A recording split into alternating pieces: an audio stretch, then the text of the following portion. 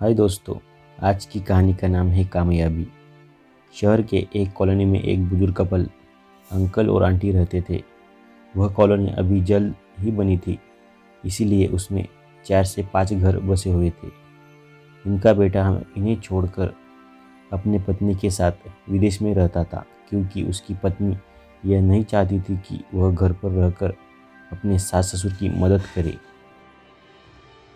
यह बुजुर्ग अंकल और आंटी जिस कॉलोनी में रहते थे, उन्हें हमेशा यह डर रहता था कि कहीं कोई घटना न हो जाए, इसीलिए वह ज़्यादा घर से बाहर नहीं निकलते थे। लेकिन उनका यह रूटीन था कि वह हर सुबह सूरज निकलने के बाद टहलने के लिए निकल जाते थे। एक दिन दोनों रोज की तरह ही सुबह को टहलने निकले थे। उन्होंने देखा कि एक लड़का तेजी से साइकिल चलाता हुआ जा रहा है और उस साइकिल के पीछे एक फावड़ा बंधा हुआ था। लेकिन उन्होंने ज़्यादा ध्यान नहीं दिए और चले गए। दूसरे दिन उसी समय फिर से वह लड़का दिखा और उसी तरह तेज़ी से साइकिल चलाता जा रहा था। इसी तरह तीसरे और चौथे दिन भी यह लड़का दिखा। 5वें दिन आंटी जी ने अंकल जी से पूछा कि यह लड़का हर रोज़ सुबह इसी समय तेज़ी से साइकिल चलाते हुए जाता है। मुझे लगता है कि कुछ गड़बड़ है। कहीं यह लड़का कोई गलत काम करने तो नहीं जा रहा है। लेकिन अंकल जी ने मना कर दिया कि जा रहा होगा कहीं, हमसे क्या। परंतु आंटी जी बोली, हमको देखना चाहिए कि हमारी कॉलोनी में कोई गड़बड़ तो नहीं।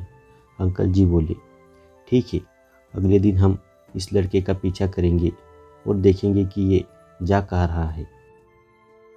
अगले दिन सुबह फिर से वह लड़का तेजी से साइकिल चलाते निकला। उनके पीछे अंकल और आंटी जी भी गए।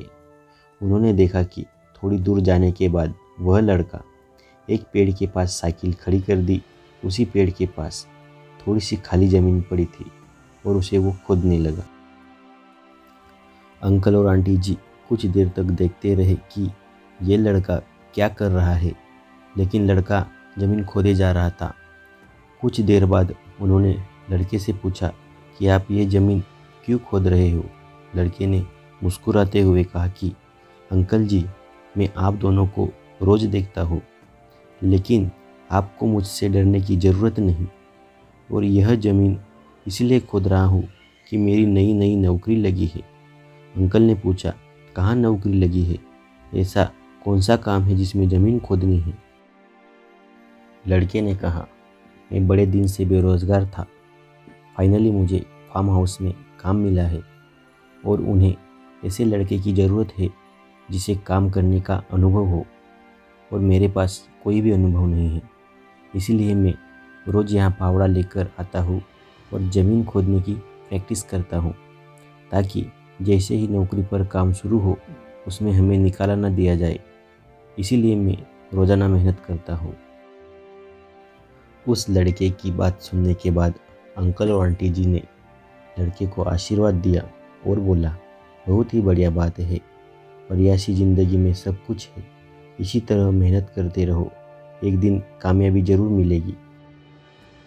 दोस्तों, यह कहानी से हमें सीख मिलती है कि अगर हमें कामयाब होना है तो कामयाब के लिए सबसे ज़रूरी चीज़ है कि हमें लगातार मेहनत, कोशिश और प्रयास करनी होगी, तभी हम जीवन में सफल होंगे।